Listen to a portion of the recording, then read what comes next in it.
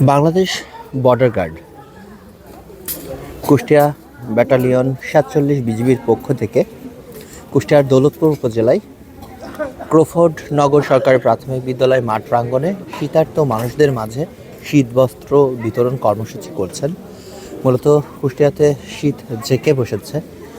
দীর্ঘদিন ধরে এই শীতের কারণে দুস্থ অসহায় মানুষগুলো শীতবস্ত্র না থাকায় তারা বেশ কষ্টে রয়েছে এবং এই কষ্ট দূর করেই Bangladesh border guard Kushtia battalion ৪৭-এর আয়োজনে আজকে শীতার্ত মানুষদের মাঝে আসলে কম্বল বিতরণ করা হচ্ছে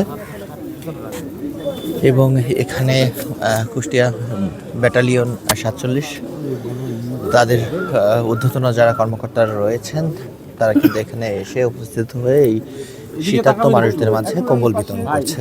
মূলত এই জনপদের মানুষদের এই শীতের যে কষ্ট সেটি দূরকরণের লক্ষ্যেই এই উদ্যোগ তারা নিয়েছেন এবং আমরা দেখছি এখানে প্রচুর মানুষ রয়েছেন। তারা কিন্তু এই শীতবস্ত্র নিতে এসেছেন, বিশেষ করে বয়োজ্যেষ্ঠ মানুষ যারা রয়েছেন তাদের কিন্তু এই শীত নিবারণের লক্ষ্যে তাদের মাঝে কিন্তু এই কম্বল বিতরণ করছে।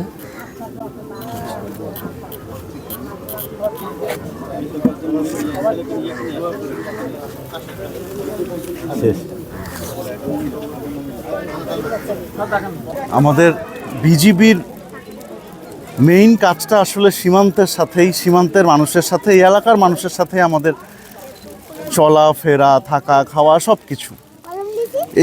এই সীমান্তের আজকে এই ছোট ছোট বাচ্চাগুলো আছে, এদেরকে জাস্ট একটু উৎসাহ দেওয়ার জন্য, নতুন বছরের শুরু, নতুন ক্লাসে উঠলো, এদেরকে উৎসাহ দেওয়ার জন্য আমাদের পক্ষ থেকে কিছু শিক্ষা সহায়ক সামগ্রী আমরা দিয়েছি।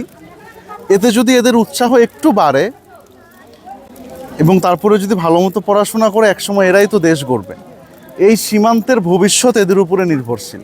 এরা ভালো মানুষ হবে, আমাদের সীমান্ত নিরাপত্তা বাড়বে, সার্বভৌমত্ব কিভাবে রক্ষা করতে হয় সেই জ্ঞান এদের বাড়বে এবং সর্বোপরি আমাদের দেশের উন্নতি হবে।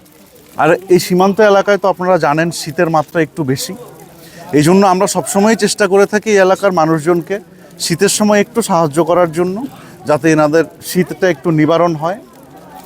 এছাড়া এইটাও আমাদের একটা জনগণের সাথে যে আমরা আছি, আমরা যে তাদের সাথে থাকতে চাই সম্পৃক্ত, সেটারও একটা মাধ্যম হচ্ছে আমাদের এই কার্যক্রমগুলি। আমরা কিছুদিন পরে আবার মেডিকেল ক্যাম্পেইন করব, অতীতেও করেছি।